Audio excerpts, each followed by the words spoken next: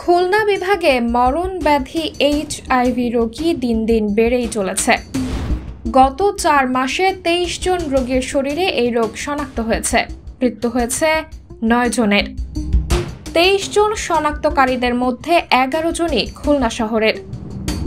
বিভাগের মধ্যে শনাক্ত রোগী ও মৃত্যুর শীর্ষে রয়েছে খুলনা জেলা। খুলনা মেডিকেল কলেজ হাসপাতালের আরটি সেন্টার থেকে জানা যায়, 2024 সালের নভেম্বর থেকে 2025 সালের মার্চ পর্যন্ত 464 জনের রক্ত পরীক্ষার মাধ্যমে এইচআইভি শনাক্ত হয়েছে 23 জন এবং 2023 সালের নভেম্বর থেকে 2024 সালের অক্টোবর পর্যন্ত 1547 জন পরীক্ষার্থীর মধ্যে মোট 83 জন এইচআইভি পজিটিভ। এই সময় এই রোগে মৃত্যু হয়েছিল মোট 22 জনের। শনাক্তকারী রোগীদের মধ্যে বেশিরভাগই যৌনকর্মী ও সমকামী। এইডস একটি মরণ ব্যাধি যৌন রোগ, যে রোগের শেষ পরিণতি মৃত্যু। খোঁজ নিয়ে জানা যায়, বিভিন্ন সময় বিভিন্ন পত্র পত্রিকায় উঠে এসেছে খুলনা নগরীর আবাসিক হোটেলগুলোতে অবৈধ রমরমা দেহ ব্যবসার চিত্র। বিভিন্ন সময় এই হোটেলগুলোতে আইন শৃঙ্খলা বাহিনীর অভিযানে একাধিক যৌনকর্মী ও হোটেল কর্তৃপক্ষ হয়েছে গ্রেপ্তার। কিন্তু তারপরেও থেমে নেই এসব। হোটেল ব্যবসায়ীরা পবিত্র রমজান মাসেও চালিয়ে যাচ্ছে এই নোংরা ব্যবসা।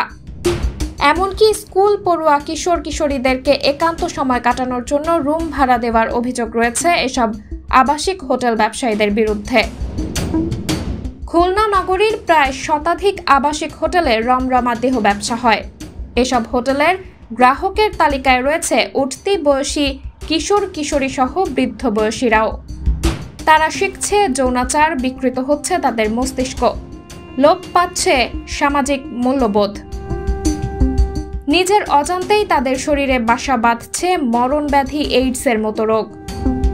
উক্ত বিষয়ে খুলনা মেডিকেল কলেজ হাসপাতালের রেজিস্টার্ড মেডিসিন ডাক্তার আশফাক সাদি বলেন, বর্তমানে প্রচুর মানুষ নিজের অজান্তেই আক্রান্ত হচ্ছে এই মরণ ব্যাধিতে। অনেকে লজ্জার বশে পরীক্ষা করতেও ভয় পাচ্ছেন। যত বেশি এইচআইভি পরীক্ষার আওতায় আনা যাবে, তত বেশি রোগী শনাক্ত হবে। জনসচেতনতা ছাড়া এইডস রোগ প্রতিরোধ করা সম্ভব নয়। সাবরিনা জলিল, সবার কথা।